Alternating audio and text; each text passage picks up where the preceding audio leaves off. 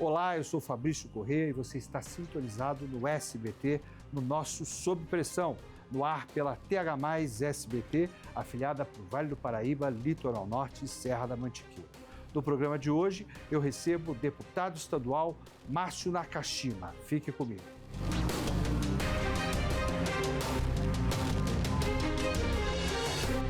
E nos estúdios do SBT em São José dos Campos, TH+, afiliada para o Vale do Paraíba, Litoral Norte e Serra da Mantiqueira, eu recebo o deputado estadual Márcio Nakashima. Márcio, seja muito bem-vindo aos nossos estúdios em São José dos Campos e, a partir de agora, você está sob pressão. Bom, muito obrigado por poder participar do seu programa, falar com todo o público grandioso do Vale do Paraíba e do Litoral Norte. Olha, eu começo esse programa, Márcio, já tocando num assunto que é intrínseco à sua trajetória política, né? Eu acompanho o seu trabalho, sei que você começou na vida pública como vereador na cidade de Piracaia, né? Mas, infelizmente, uma tragédia acabou afetando o seio familiar, né? Em maio, infelizmente, se completa 16 anos do assassinato brutal da sua irmã, advogada em Ascensão, Mércia Nakashima, né? E, a partir dessa dor, você tirou forças de si para ser a voz contra a violência de gênero no estado de São Paulo, né? Como é que foi enfrentar esse sofrimento, Márcio? Fabrício, quando isso chega na sua casa, chega dentro da sua família, é algo que é devastador. É algo que você não consegue imaginar a dor, você perde o chão, você desestrutura toda a sua família, e se você não tem bons amigos, pessoas boas ao seu lado para poder te conduzir, te ajudar, te dar força, te amparar, te dar carinho, é difícil a gente conseguir atravessar esse momento de luto, e sobretudo num caso que não é uma morte natural, né? Perder uma pessoa, um ente querido que você ama tanto, já é difícil. E numa situação no qual foi o que aconteceu com a Mércia, e naquela época nós nem tínhamos o crime de feminicídio tipificado na nossa legislação. Ela foi assassinada por seu ex-namorado, como tantas outras mulheres hoje no Brasil acontecem, e aquilo nos deixou sem chão, só nos motivava a buscar por justiça. E a justiça, infelizmente no Brasil, ela é muito difícil de se conquistar. Eu ia tocar nesse assunto, né? Porque você, como jurista, advogado, né, e com uma história no legislativo, né, como vereador de Piracaia, acompanhou essa tragédia, né, não só na condição de familiar, mas lutando e clamando por justiça, né? Nós tivemos várias procrastinações durante todo o processo, inclusive o Misael hoje se encontra solto, né?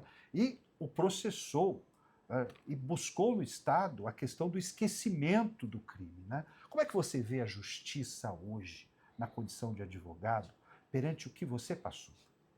Eu acho que a questão processual, a questão penal brasileira, ela é muito esdrúxula nesse sentido. Ela é muito garantista e muito permissiva. E o que dá a sensação para o criminoso de que a impunidade vai acontecer, dá a sensação de que nada vai acontecer, que de fato o Misael foi condenado a 20 anos, nós recorremos, conseguimos ampliar a pena em mais 2 anos e 8 meses, e com 12 anos ele já está na rua. E vou te dar um dado aqui, que a cada 100 homicídios que acontecem no Brasil, 8 viram processo e menos de 2 o acusado recebe uma sentença condenatória. Deputado, uma outra questão muito pertinente ao debate é a pouca representação feminina no judiciário, né? A gente vê um número ínfimo de desembargadoras, né, de ministras. O senhor acredita que a justiça brasileira é uma justiça machista? Eu acredito que esse patriarcado que hoje acontece no judiciário brasileiro, ele está mudando, né? A gente tem visto muitas mulheres protagonizando no cenário público, tanto na política como no judiciário, tem aumentado, as mulheres têm participado mais e elas têm mostrado grande competência e têm feito uma revolução nesse sentido. O que nós precisamos nos unir para mudarmos na legislação brasileira no que se refere à violência de gênero? Bom, primeiro que é uma luta de todos nós. Eu não consigo buscar, por mais que eu estude, por mais que eu viva, por mais que o nosso mandato seja um mandato pautado para a legislação para socorrer mulheres em situação de risco, em situação de violência, eu não consigo entender como que isso acontece. É algo irracional, essa selvageria que as mulheres sofrem. Isso é uma questão cultural que a gente tem que discutir desde criança, mudar, acompanhar o que os nossos filhos estão consumindo na rede social, que é algo que nós estamos acompanhando e é muito perigoso. A violência de gênero, a violência contra as meninas nas redes sociais. Essa cultura Red Pill agora. Red Pill e outras mais. Então, nós precisamos de uma união de todos, de toda a sociedade, para que a gente possa mudar em breve e colocar um fim em toda essa selvageria que acontece com as nossas mulheres. Deputado, eu quero fazer uma pergunta agora política. Né? O senhor é um parlamentar de centro-direita. Geralmente, a esquerda traz essa pauta dos direitos humanos e do combate às violências para si. O senhor sofre preconceito na Assembleia por ser homem e ser de direita e defender as mulheres contra a violência? Bom, primeiro que a questão da violência contra a mulher, ela não tem classe social, ela não tem partido político, ela não é de direita, de esquerda, ela acontece em todos os níveis e camadas da sociedade. No meu primeiro mandato, quando eu entrei na Assembleia, e a gente tomando posse ali em plenário, eu já tinha em mente em criar uma frente parlamentar em combate à violência contra as mulheres, ao relacionamento abusivo, para discutir isso e a gente poder criar uma legislação e políticas públicas para socorrer essas mulheres. E aí você tocou no ponto. Quando eu fui pedir ajuda para uma colega deputada, ela falou assim: imagina, eu não vou assinar. Eu falei: como não, deputado?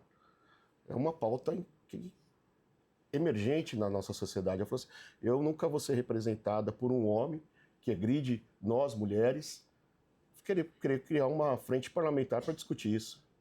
Eu falei: deputada, mas...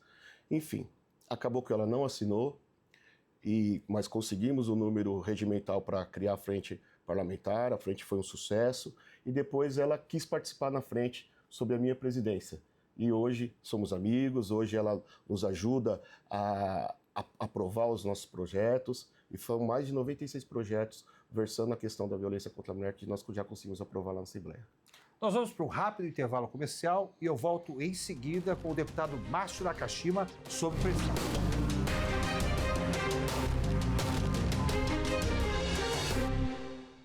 A novidade é real.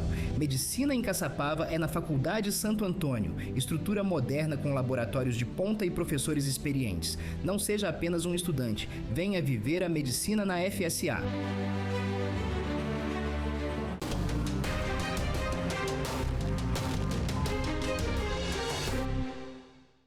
De volta com o nosso Sob Pressão, aqui nos estúdios do SBT em São José dos Campos, TH+, afiliada para o Vale do Paraíba, Litoral Norte e Serra da Mantiqueira. Conosco, nos estúdios, sob pressão, o deputado estadual Márcio Nakashima. Deputado, embora o seu mandato tenha como ferramenta fundamental a luta pela defesa das mulheres e dos direitos humanos, o senhor tem atuado muito no atendimento a pleitos municipais, né? Tem viajado todo o estado e, inclusive, presença constante na RM Vale, no nosso Vale do Paraíba. Qual a importância do trabalho de um deputado estadual para o desenvolvimento dos municípios paulistas? Bom, primeiro que a nossa função é ajudar, auxiliar, trazendo recursos, trazendo aqui para todo o Vale emendas na área da saúde, na área de infraestrutura, na área do combate à violência contra as mulheres. E a gente tem uma outra pauta aqui, infelizmente o Vale, aqui o Vale do Paraíba, ele desponta no estado de São Paulo, que são pessoas que desaparecem. O nosso mandato tem andado bastante aqui na região. Que é uma violência diária, né? Uma família com um ente desaparecido, ela sofre todos os dias, não só a procura desse ente, mas de uma resposta. Né? Pois é, Fabrício, olha, para você entender, do caso da minha irmã, nós tratávamos que a Mércia estava desaparecida. No primeiro momento, nós pensamos em um sequestro. procuramos a delegacia de polícia e a delegacia já descartou, Márcio, é difícil um sequestro com mais de 24 horas sem o sequestrador fazer um pedido de resgate. E aí começamos a tratar que ela pudesse estar desaparecida, algo tivesse acontecido, como de fato aconteceu e aconteceu pior, e ficamos buscando. E você não tem ideia da angústia de uma mãe, de uma família que busca por uma pessoa desaparecida. Nós acompanhamos dentro do nosso mandato mais de 8 mil casos, com pessoas que desapareceram. Graças a Deus nós temos uma taxa de localização em mais de 60%, mas essas outras famílias que ainda não localizaram os seus filhos, os seus entes queridos, você não faz ideia da angústia de uma mãe chegar ao fim do dia e não saber o que aconteceu com o seu filho. Se ele está bem, se está mal, se está passando fome, frio. Às vezes o meu filho desaparece por 1 hora e meia, já causa um caos, né? Imagine um sofrimento real, né, por um desaparecimento. E essa mãe, no outro dia, acorda cheio de esperança, de que vai localizar, e chega no final do dia, não acha. Então, uma angústia frequente, é algo que é desesperador. E a gente tem trabalhado bastante nesse sentido. Nós estamos no ano eleitoral, né? Qual é a importância de uma região se fortalecer com a representação legislativa? Bom, é na política que a gente decide tudo, né? Tem gente que diz, eu não gosto de política, mas é na política que se decide o preço do pãozinho na padaria, o preço da energia elétrica. Então, é muito importante que o município, que uma região metropolitana como é o Vale do Paraíba inteirinho, tem de ter pessoas que olhem pela região e busquem dentro do orçamento do governo do estado recursos para investimento dentro da região. O senhor colocou o seu nome à disposição do partido para disputar uma reeleição? Sim. O senhor é pré-candidato à reeleição? Estou na condição de pré-candidato à reeleição. E nesse sentido, deputado, qual é uma pauta afirmativa que o senhor não conseguiu defender nesses 2 mandatos e que o senhor pretende levar para esse 3º mandato, caso seja eleito? Bom, graças a Deus, a nossa atuação na primeira legislatura e agora tem sido muito positiva. Tudo aquilo que nós nos propomos a fazer em projetos, nós conseguimos alcançar antes da metade do nosso mandato, nós conseguimos ali honrar aquelas promessas de campanha, mas uma das coisas que infelizmente ainda me entristece é esse avanço, é esse crescimento na escalada da violência contra as mulheres. Isso é algo que a gente precisa mudar e é tema de 24 horas dentro do nosso mandato. Eu sinto que o Estado só se posiciona depois que a tragédia está consumada. É um olhar que o senhor também corrobora? Sim, infelizmente, muitos dos casos a gente não consegue chegar no resultado final. Muitos dos casos de violência em geral, de crimes, não são investigados. Há ainda um sucateamento das delegacias, há uma falta de recurso humano, há falta de efetivo da Polícia Militar, da Polícia Civil, de delegados. E isso a gente ainda é uma coisa que o Estado precisa tratar. É um problema crônico do Estado de São Paulo e que a gente precisa avançar nessa questão. Deputado, nós estamos indo para o final do programa, mas eu não poderia deixar de perguntar, né? Obviamente que o senhor legisla no Estado de São Paulo, que está inserido no Brasil e é a locomotiva do país, né? Como é que o senhor vê esse 3º governo do presidente Lula e as eleições presidenciais? Há espaço para uma 3ª via ainda? A eleição, eu falo que o resultado da eleição só quando terminam as urnas e sai ali a apuração.